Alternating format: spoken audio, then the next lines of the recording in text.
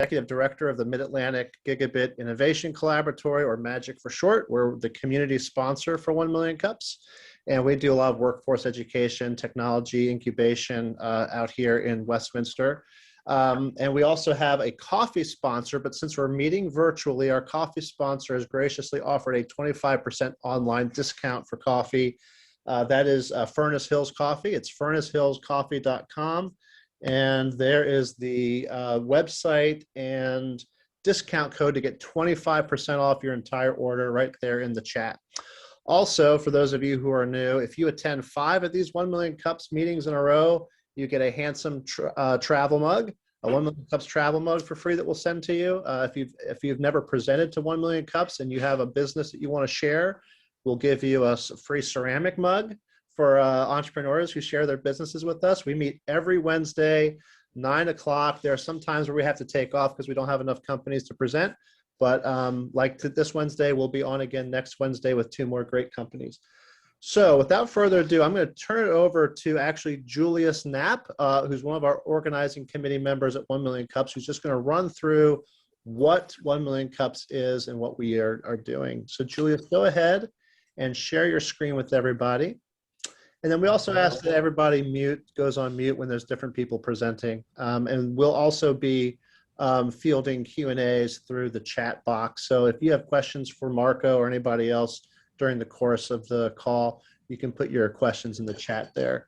And then there will be opportunities to unmute and have a discussion as well. But Julius, if you can go ahead and share your screen. Yeah, hold on one second. Seem to be having an issue sharing my screen all of a sudden.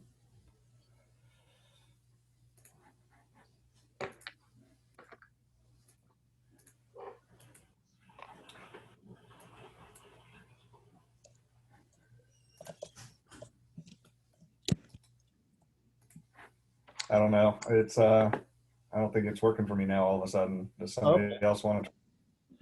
Yep. Hold on. Let me pull it up real quick. Yeah. I will take it.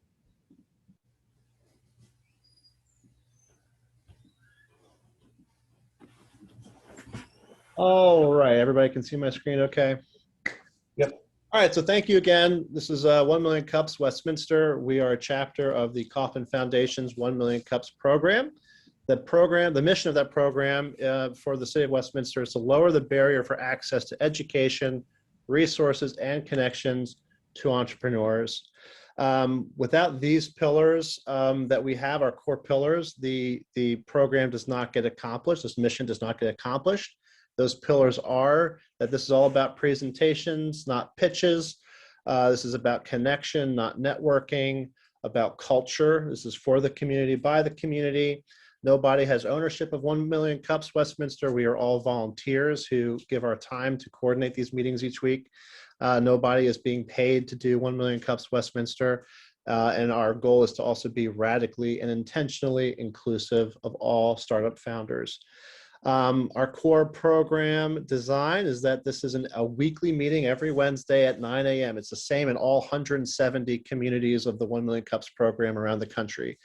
In each of their respective time zones, it's always 9 a.m. We try to have 2 presenters when possible. Today is a special occasion where we're just going to have the one Q&A with our special guest, Marco Greenberg.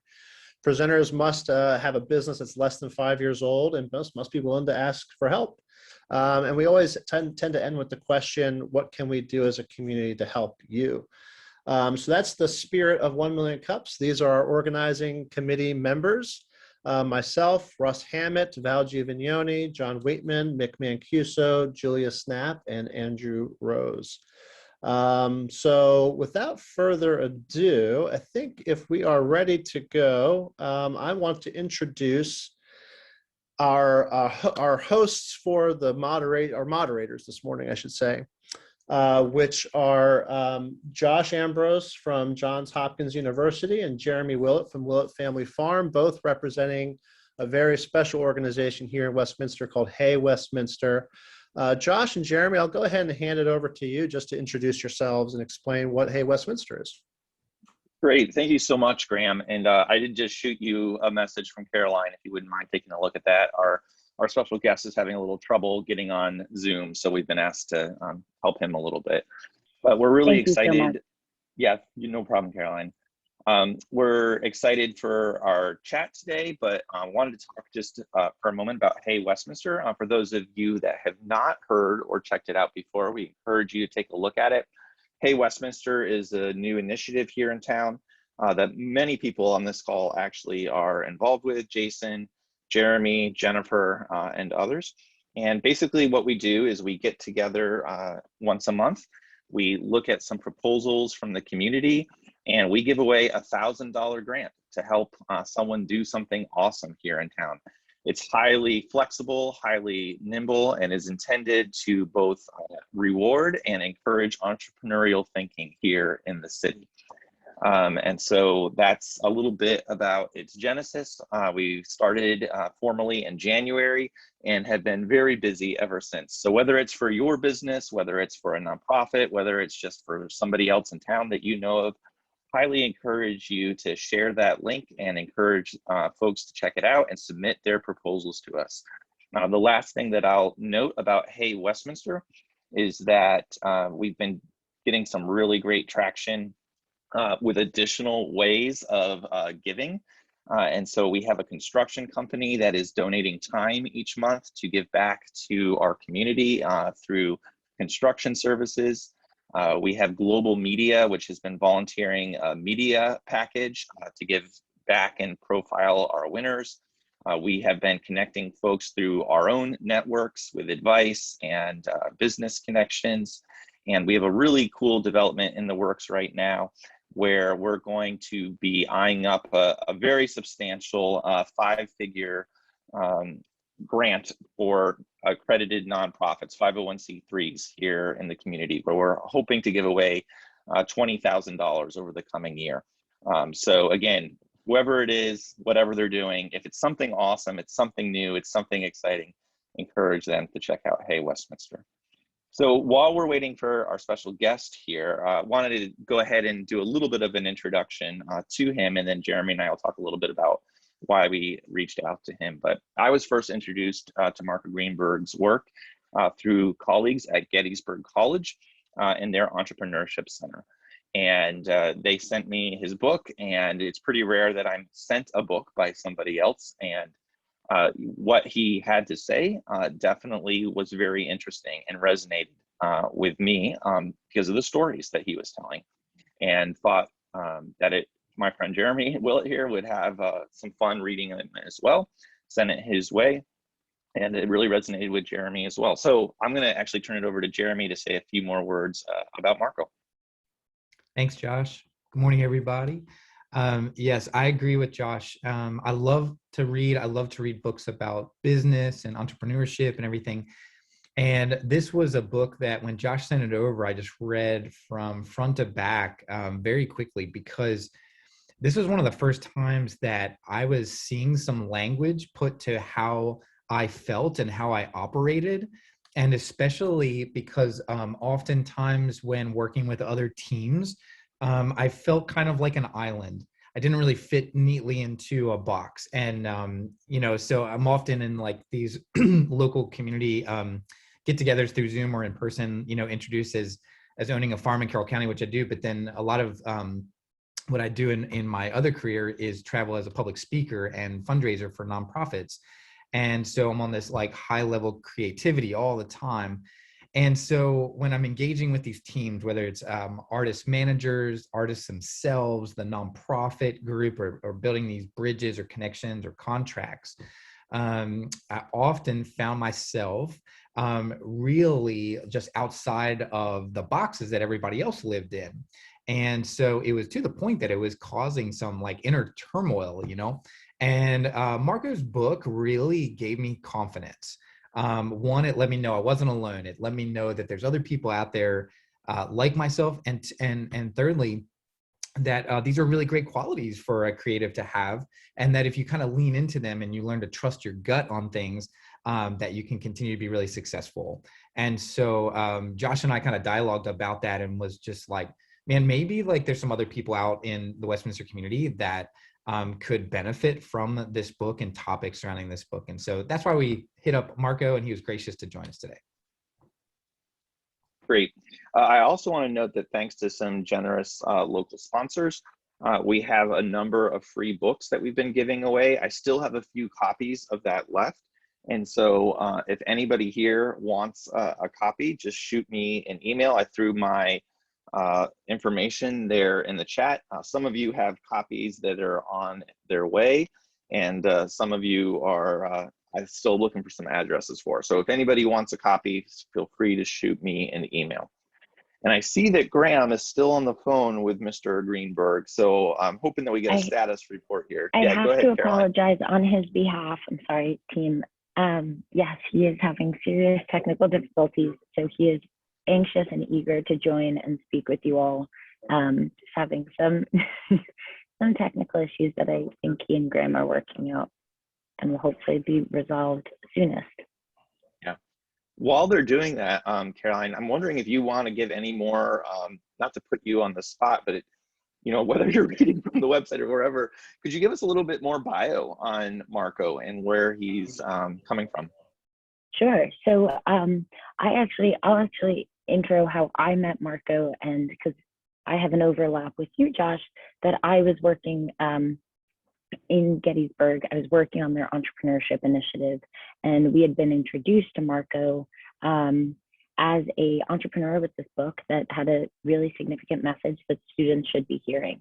And it was a message that for a liberal arts college like Gettysburg, a small liberal arts college, really highlights the interdisciplinary nature of entrepreneurship and multidisciplinary. And so immediately I read Marco's book, and I connected with him and the book and what we were trying to achieve. And that's actually how I ended up working for Marco not so long ago. Yeah, and so his book has been a real guiding principle for this entrepreneurship class at Gettysburg, and working off an acronym he built in the book to kind of be the curriculum for how you understand and grow. And I see Graham's off. Oh no, I was hoping that he was off, and there's a status update there. But Well, I've got Marco on speaker here, everybody. I don't know if you can hear him. Marco, go ahead and try to say something.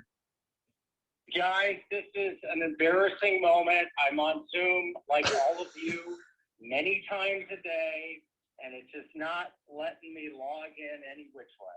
So it's one for the record books. It's a birthday present from the gods. It's my birthday today. Happy birthday. Thank you. It's also the exact date of the year in which the book was launched by Hachette. So I don't know if anyone can hear you. I'm completely mortified and embarrassed. And hopefully the tech gods will pull off a miracle here. But it doesn't look like it now. All right.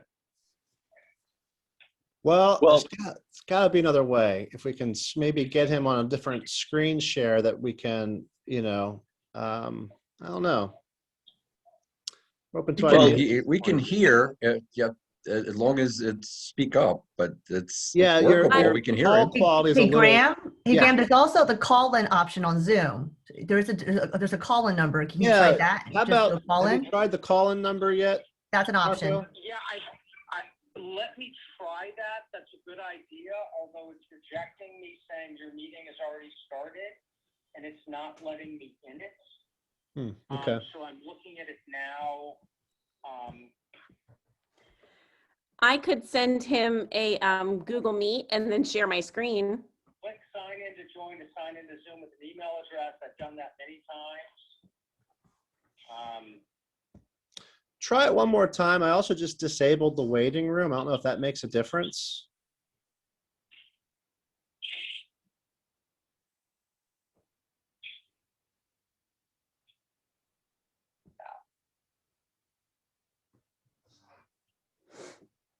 Josh, I feel so badly. I want to apologize to everyone. I haven't seen this ever happen before. Well, if you And I can't, tried to get in 10 minutes before.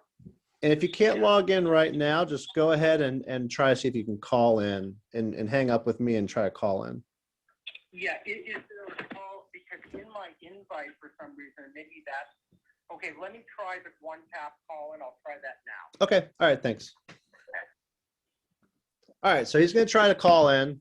He won't have video, but we can post a nice picture of him while he's talking. So sorry about that. Sounds everybody. great. While he's calling in, I'm wondering, Jennifer, if you might want to give a quick shout out to April's Hey Westminster project and all the cool work that is happening with them drawing downtown Westminster. If you want to highlight that. Sure. Be excited to. So we just announced on social media the April winner of Hey Westminster's grant.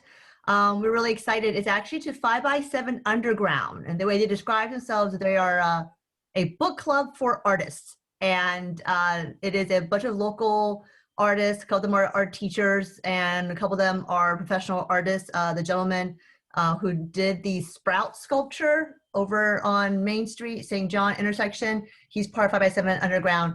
They're an art group, and I approached them about submitting something for a grant because we were really excited about an idea of perhaps something more artistic in town that we can support. And they came up with this wonderful initiative. It's basically going to highlight Westminster, encourage people to be outside during the summertime, and just draw for the sake of drawing and a love of art. But they are basically going to send out prompts each week. It's going to be like a 14, 15-week initiative, and encourage people to go out and draw and sketch. And they have these little 5x7 books. We have a picture of it on social media.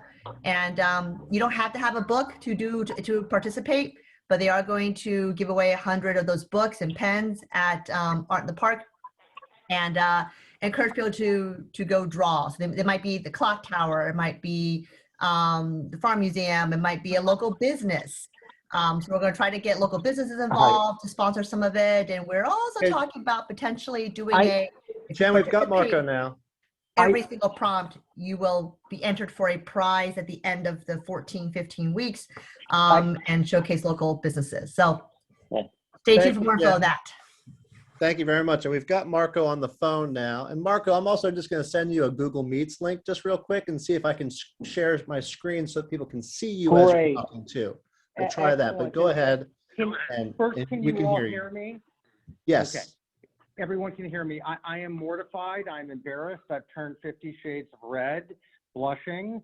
I, like everyone, go on Zoom multiple times a day, and for some reason, the IT gods were not looking upon me favorably. So I want to thank all the organizers, especially 1 Million Cups and the Kauffman Foundation, for their patience, and I want to make the best use of our remaining time. So Graham or Jeremy or whoever wants to lead, I can kick off and kind of give a bit of an overview and then open it up to questions. Or if you guys want to jump right in with questions, please feel free. Let me know what works. If you want me to just wind myself up, I'm here to do it. Well, thanks. Yeah, I'll go ahead and jump in, Graham. And Marco, I've already introduced you to a certain degree. And then so if you just want to go ahead and tell us a little bit about yourself from your perspective and how you conceived of this book project, I think that'd be a great place for us to start. Terrific. And I think I see Graham on the screen. Graham, can you actually see my face? So I'm going to unmute. Okay. Why don't we share my screen? Hold on. Let me share my screen.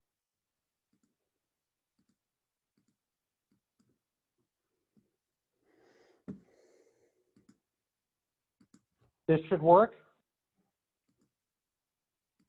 Wow. Do you guys hear me? Yes, I'm seeing a nod. Can anyone give me voice recognition? We can hear you. Wow, Marco. that is improvising, and that's a good way to start the call. I talk about in the book the dangers of being overconfident and the value of often being insecure. So I plead guilty to not taking my own medicine this morning because I should have been a little bit more paranoid about the tech setup, even though I've done it multiple times. So I am, on one hand, a PR guy, a marketing guy, an agency guy. I haven't developed a product. I haven't sold companies, although I've advised many people that have.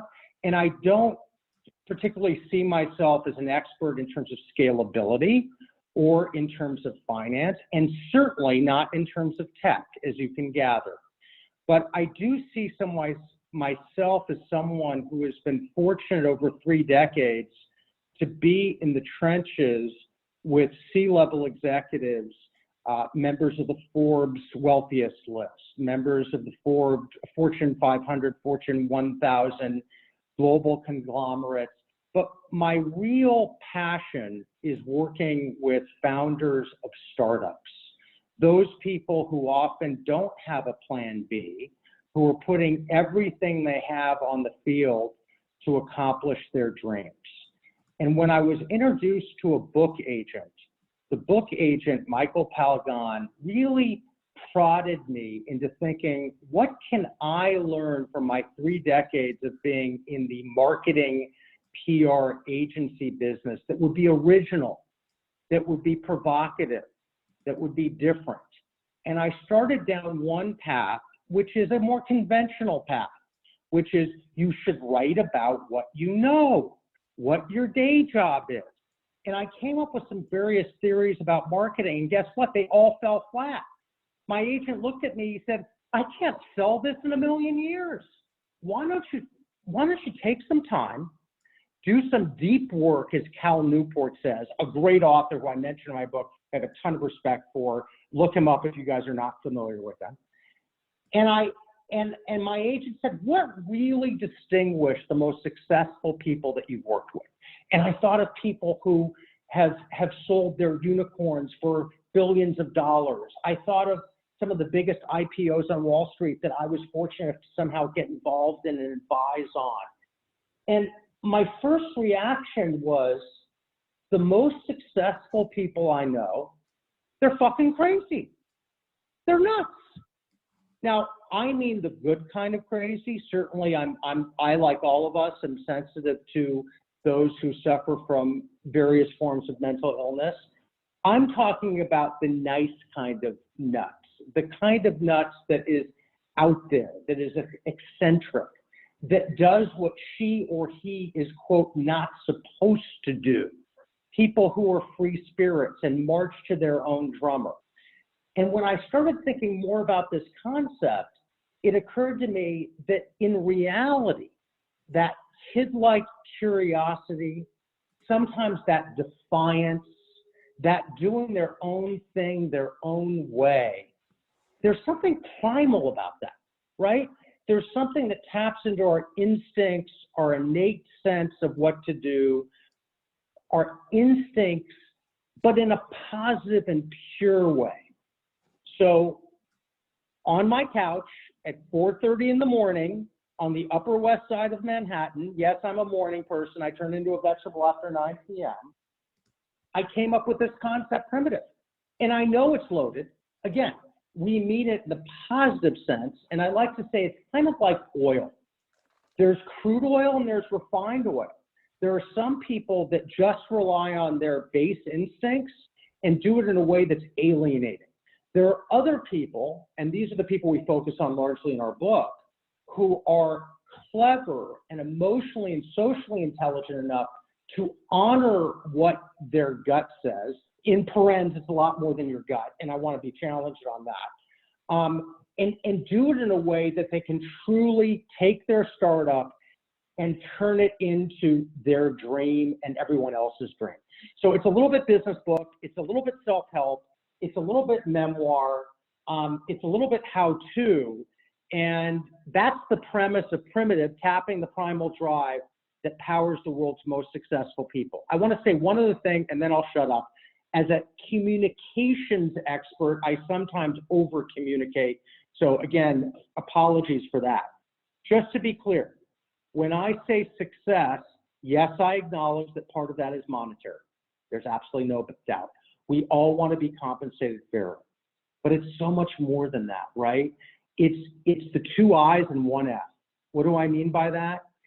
for the most successful women and men and individuals that I've had the honor to work with, they want their independence. They want to do it their way, right? They don't want someone breathing down their neck. They don't want to answer to the man. They don't want to be trapped in the cubicle 24/7 smelling that old musty carpet. I've been there, and I talk about it in the book. I am an open book. So in addition to the monetary thing, independence is huge. Impact is huge. Positive impact. I'm speaking with Stephanie Maida tomorrow from Fast Company on her Impact Council. Check it out, everybody, because when she looks at the top entrepreneurs, she also looks at social impact, as increasingly we all do in the troubled times we're living in. The last thing that these most successful people do, these primitives that tap into that primal drive, they have fun. They stop doing it if it's no longer fun. They don't punch in and punch out. And what I do in the book is I contrast those people who are primitive and do they get checks in the various boxes that I can run through. We have an acronym called roaming. Relentless, oppositional, agnostic, messianic, insecure, which I referred to, nuts that I referred to in Gallant. And I contrast that with people who are more civilized. Guess what? There's no right or wrong. On our website, primitivebook.com, we have a test. What is your PQ? A lot of us know our IQ. Mine isn't very high, so I don't promote that in a proactive way. EQ, I'm a little better at. Social intelligence, but what's that primal quotient, and how does it relate to that civilized quotient, right? Civilized people check the boxes, they cross the T's, they dot their I's, they're very process driven. I have an acronym that relates to them called homing, and they're hierarchical to start with, and they feel comfortable in that environment, and they're key to scaling a business. So the most successful businesses often have a primitive in charge, but they surround themselves with civilized people that can keep them on the rails. Now, with that long intro, I'll now hit pause and open it up to all of you, including Graham. Thanks, Marco. And let me ask this. So we have a lot of, kind of those folks here on the call, creatives who push hard, who, are doing lots of great work. What have you found as you had these conversations with these really successful folks and these really driven folks? What do you find is the secret to helping them communicate their story, to pitch their business, to help the folks that aren't, quote unquote, primitive, get on board with the vision? What have you found through those process of writing this book is the secret sauce to those communication opportunities? It's a great question, and I'm going to even be more specific because I remember from our pre-call that a lot of people on the call today are those who are pitching their business ideas to angels, VCs, PEs, the list goes on. So I would divide it into how a primitive would react to that and how a civilized person would react to that. With civilized people, in terms of pitching a business, often what's key to their success is, yes, tapping into that, as the subhead says, primal drive. They're going to be more conventional, perhaps a little less open to risk in terms of how they pitch an idea. They're going to put a beautiful deck together. I have no deck today. They are going to talk about the category and the market size. They're going to talk about the credentials of the people. They're going to look at all the various channels to get to the right audience, right? They're going to follow the rule book. Whereas the more non-conventional, primitive people, the creatives that we're talking about, they often throw out the rule book and they do things their own way. They're not standing in line, they're jumping in line. So you can think of a primitive as not doing something illegal or unethical, but sometimes they're threading the needle, if I can borrow a phrase from football. If I can borrow a phrase from New York City, these are people who like to jaywalk. So for creatives, in terms of looking at their options to grow their business and connect with people, I want to share a couple thoughts that I've had venture capitalists whisper in my ear. And I'm going to tell you who these venture capitalists are, and it might give you some frame of reference of how they do, in fact, really value that primal instinct. Aurel Margulis, Jerusalem Venture Partners. He's all about, I look for people who are hungry. If they don't show me that they are hungry for success, I don't care what the credentials are. I don't care what the market size is. I don't want to talk to them. Number two, who's featured in our book, Todd Dagris, who Spark Capital, funded everything from Akamai in the early days to Warby Parker to Twitter to Tumblr to Square. Go on his website, Spark Capital. What he likes to say is, sometimes you have to be the craziest dog in the fight. Okay? So something to think about. And what Todd once whispered in my ear when we were looking at pitches, he said to me, you know what? I like them rough. I like them unpolished. So if you're an entrepreneur who's thinking, it's not good enough yet, I have to be perfect, remember what a shrink once told me. Perfection is a disease. Not only is it a disease, but it's sometimes the opposite of what you want to convey to that investor or that board member or that partner or that customer. So think about embracing that rough draft rather than trying to get into the final draft, because those VCs, the smart money, also want to impact your business. Two other examples and then I'll be quiet. And unfortunately, they're all guys, because I'm reflecting a larger problem here, people. And yes, I can introduce you to Karen Nortman, who's one of my favorite VCs, and other women who are leading the charge. But the fact is, not for good, a lot of the top VCs are still men. Okay, just a fact. Something hopefully our society will work on. Let me give you quickly three others. Paul Sagan. Paul's at General Catalyst. I met Paul when he was CEO of Akamai. Yes, he's the first cousin of Carl Sagan. Good pedigree. He picks up the phone once to me and says, I have an introduction to make. He said, this guy, Austin McCord, has a company called Datto. He reminds me more of Danny Lewin, our friend killed in 9/11, who's the co-founder of Akamai Technologies, more than any person I have ever met. You must talk to him. So in other words, think about that trigger with the investor or the board member or the customer. Oh, that person reminds me of her or of him, right? That wasn't about the data and the AI and the focus groups and the due diligence. That was, he reminds me of Danny. FYI, Austin McCord, if you look him up, and I was with him the entire day by his side, preparing messaging documents, internal communications, external PR, interviews, employees, partners. He sold his company to Robert F. Smith from Vista Equity Partners for north of $1.5 billion. Notice we say north, we can think of the actual number, but it was a lot when you're 32 years old and you started your business on $80,000 of credit card debt. Okay, two more and I'm gonna shut up. David Galper is a crypto investor. He's a VC. Do you know what he tells me when I bring him people?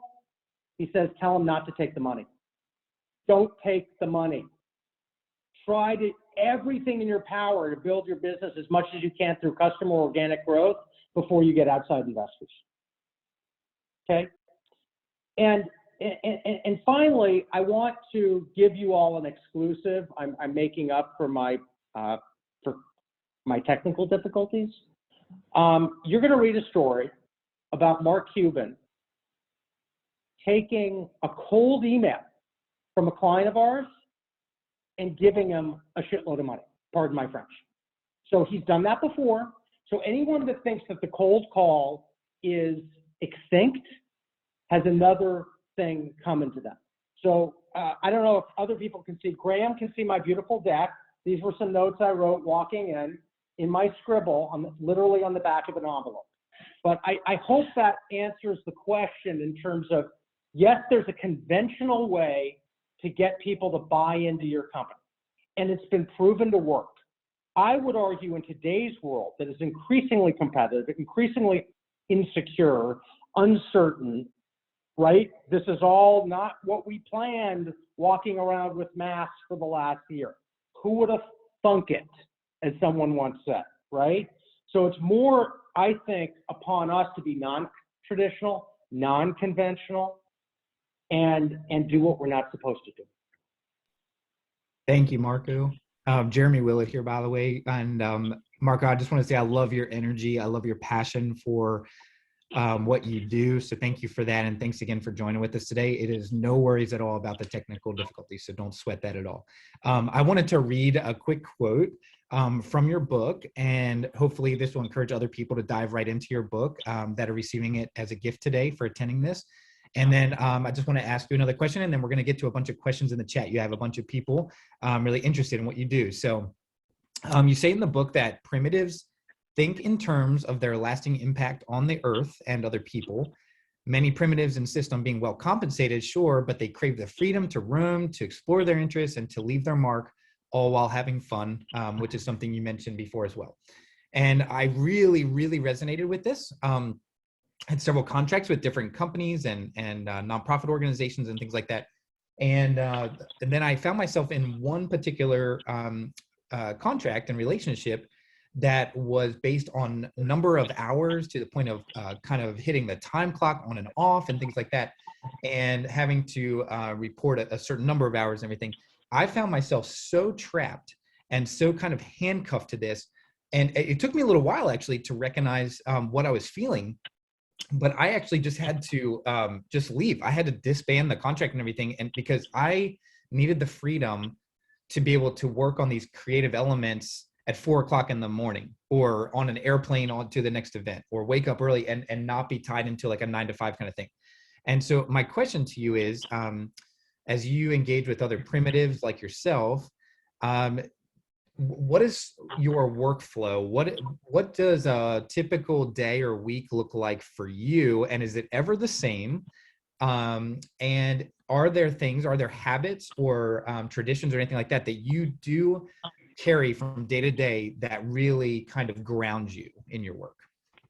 I love that question, Jeremy, and I'm so honored by your support and the support of everyone on the call, and the fact that the book resonates and has helped a lot of people. I want to quote someone who has been canceled in the last year, and it sounds like justifiably so. I quoted my book. His name is Greg Glassman. He was the founder of CrossFit. I still think we can learn a lot from Greg. And one of the things that Greg said is routine is the enemy. So if you ask me about routine, I agree with Greg. I had a crazy day yesterday that I was driving around a small town, Great Barrington, Mass, just in my Tesla, drinking iced coffee, going from one call to the other, including, and I mentioned it earlier, maybe with the second gentleman of the United States, with 5 other people on the call. So it was a high. I couldn't stop driving. Now, so that on one hand, every day is different. On the other hand, there are some principles that I apply. One is, I start the day by meditating. You wouldn't know it, and I haven't even had coffee today. I do have high energy, but I calm it down and I breathe. And just the act of breathing feeds the soul. In fact, the word in Hebrew, neshama, for soul and breath, is the same. The other thing I do, and I mentioned him earlier, Cal Newport, I practice deep work. I turn off the phone. I turn off the computer. And I just either think or write. Another favorite author that you should check out is Alan Lightman, who's an esteemed MIT physicist and writer, author, professor of the humanities. He wrote a book that I had him deliver and talk about with a presentation with AT&T called In Praise of Wasting Time. Alan wrote a book, In Praise of Wasting Time. So what I see to answer the question, Jeremy, is F routine, but have some tenets and principles that ground you and allow you to get in the zone and stop the false metrics. Guess what? After many, many years, I told my team, no more measuring hours. What the hell are we driving us crazy for in Harvest, a former client, by being the good little boy and the good little girl and 0.25 hours and 0.5 hours? What the fuck? Our clients all bill us on deliverables. Why are we doing this? Other than it's the civilized mindset of what I was taught to do. I was taught to do. So at 57 years old today, my dad died at 55, sorry to be too heavy, And my grandfather on the other side died at 57. So one of the things about primitives that I sense is they have a heightened awareness of their mortality. That gives them an urgency. And we have a death taboo in this country. We're not good with mourning. We're not good with dying. My mom died from COVID in January. So I've experienced a lot more than most people have. We've all experienced, right? The only thing certain, but I've gotten in pretty intense doses for a variety of reasons that you'll read about in the book, from terrorism to murder to AIDS to friends just dropping dead. So it gives me that energy. And if I can impart one thing just to fill out, Jeremy, can I just run through very quickly roaming in about 90 seconds and then turn it over to more questions? Absolutely. Yeah, I think that's a good idea. Okay. The book is built around a concept called roaming, right? Like our phones, God bless them or curse them, and like our ancient ancestors tens of thousands of years ago on the high plateau, okay? So R is for relentless. Listen up, folks. It doesn't mean just working hard. Dogs who chase their tail work very, very hard, but they go nowhere. One of the beautiful things about Austin McCord, when he realized that Datto was going nowhere, way before the big exit, he said, I'm not going to pound on doors and be relentless to sell backup solutions to lawyers and dentists. It's not working. I'm going to do a 180 and have resellers sell it instead. And that's when his business took off. So sometimes quitting, pivoting, redirecting, it doesn't mean a failure. Sometimes it is. Sometimes you got to quit it and move on. But there's a different way to define relentless. Oppositional. Have the courage in meetings not to be the yes person. Have the courage to say, I respectfully disagree. I have a different way of looking at things. Danielle Ofri, an internist, MD from NYU, writes a book of When We Do Harm. And she has a quote in there that in a hospital system, hierarchy kills. It can kill the patient. If the nurse says something and is too scared to say something to the physician, that could cost somebody someone's life. Well, in my world, I say PR is not ER. No one's going to die, but businesses might die from lack of oppositional thinking. So be oppositional. A is agnostic. I had a client once when I was working in the gym. I was a trainer going to Columbia University, a personal trainer at a hot club decades ago. He said, Marco, the only way you're going to be a success in life is to specialize. Well, guess what? Tell that to the radiologist whose now job is done by AI or outsourced somewhere that's much more affordable. Tell that to my former girlfriend's boyfriend who she married from the gym, who had one of the most successful printing presses in New York City and New Jersey. I shudder to think what he's doing right now. M, messianic. One of the billionaires that I worked for was Edgar Bronfman Sr. Most people on this call, other than my friend Drew Murphy from Gettysburg, who's really responsible for getting this all started and is a champion who I respect and love, would know that name. The Bronfman family. They had a little company called Seagram's & Sons. They made liquor. They also were the largest shareholders in DuPont, etc. The right-hand man of Bronfman pulled me aside and said, Marco, if you want to be really successful in your career, you got to be messianic. I go, Messiah? The Messiah? Like, does that mean I have to be a Jew for Jesus? Does that mean I have to, join a cult? What's up with that? He goes, absolutely not, but you got to see your work as your divine calling. I thought it was off-putting and over the top. Guess what? Steve Hurwitz was right. So M, I'm sometimes a little dyslexic, so I get my own acronym messed up sometimes. I is insecure. We talked about that. The danger of being overconfident. We have a saying in the Jewish world, just because we're paranoid doesn't mean they're not trying to kill us. Just because we're paranoid doesn't mean they're not trying to kill us. I wasn't paranoid enough about the tech setup and should have logged in a half hour before rather than 10 minutes. And we talked about nuts. Lastly, I want to talk about Gallup. Kirk McDonald is one of my favorite ex-clients. He was my client at AT&T Xandr. He was my client at PubMatic. He's an expert in advertising, marketing, technology. Happened when he was at AT&T to be probably the highest ranking African-American executive there. And in the book, he talks about buying his father, a poor immigrant from Jamaica, and Kirk had to drop out of CCNY because he couldn't afford the modest tuition, buying my dad a red BMW.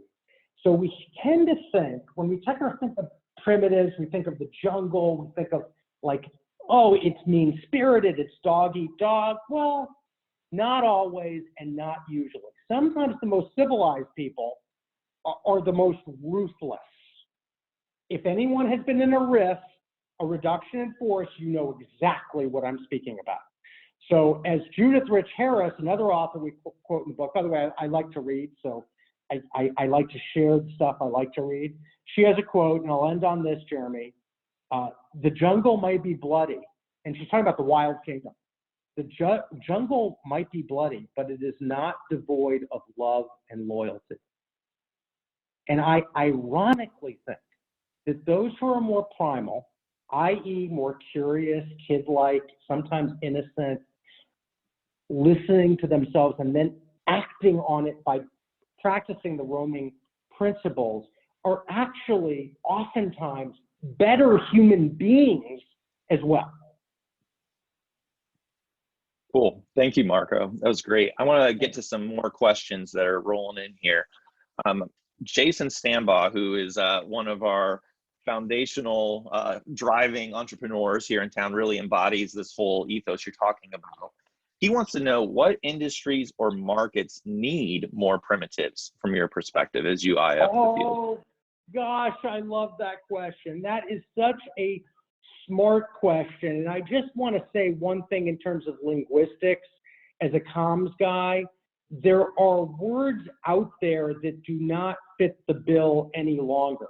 So when you tell people in a big company, like you should think outside the box, tired cliche. You should be more entrepreneurial, tired cliche. You should be a change agent. They're scratching their heads in this kind of WTF moment. What does that mean? Same thing, oh, I want a disruptor. I want a maverick.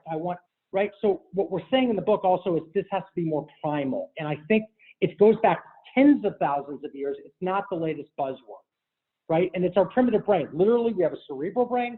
The primitive brain is agile. So what? Nimble, fast, fight or flight, which can have a negative quality, but can also have a very positive one, especially if you're an entrepreneur. So what industries need to be more primitive, if I understand the question correctly? Oh my gosh, so many. Let me pick on a couple. I was on a call with HR people. HR people can be very civilized, right? And sometimes they're not open to new ideas. But some of my champions recently have been HR people that realized that HR, as it was done before, is not working in a world of diversity, equity, and inclusion, is not working in a world where Generation Zs and millennials don't want to be like their grandparents and punch in and punch out, but really want to make a difference.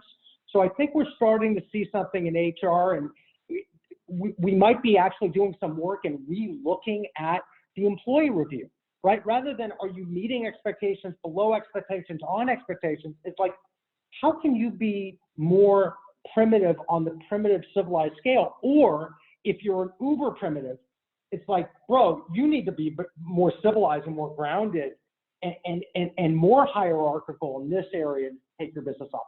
So one is HR. The other is regulated industries. And I got this in a question from an HR person saying, well, this all sounds fine theoretically, but I work for a big pharma company and we are highly regulated. So I see no relevance in what you're doing. So much for me being articulate, right? What I challenged her, I said, look, if you're the chief financial officer reporting to Wall Street, you certainly have to take a big dose of civilized medicine, no doubt about it. But I would argue, even for the CFO, are there non-traditional ways of communicating to the street? Hello, look at Elon Musk and Tesla. The Wall Street Journal 5 years ago, 4 years ago, even 3 years ago was saying the company was going to go belly up. Elon's pretty non-conventional. He can get cease and desist letters from the SEC. There might be an investigation here or two, but he's building something of incredible worth for people, the environment, technology, etc. So even for those publicly traded, super, super relevant. And the last but not least, We talked about HR needing some more primal energy. We talked about big companies, publicly traded, regulated, healthcare, mentioned tech. I think higher education needs some shaking up and is a very civilized pursuit, right? The whole notion, and I don't want to offend anyone, but the notion of tenure is very civilized. The notion of celebrating rejection rather than celebrating acceptance is part of academic elitism. I wrote a piece with Gordon Gee, who has been president of more US universities than any other. He basically in the book says, I've been president of OSU, that's the Ohio State University, not once, twice. Colorado, Vanderbilt, Brown, he got some Ivy League in there. And now West Virginia University for the second time. He said, I'd eliminate all majors and departments if I was, quote, king for the day. And we all learn in a multidisciplinary, agnostic fashion that yes, that we could have a focus, but that's another area that needs some primitive energy. So I hope that answered an amazing question. That's so good, Marco. Thank you. We have just a few more minutes, and I want to get to another question here.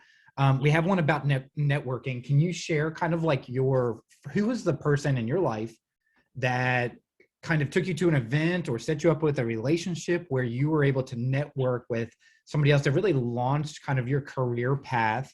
And what recommendations can you give to other people in terms of networking?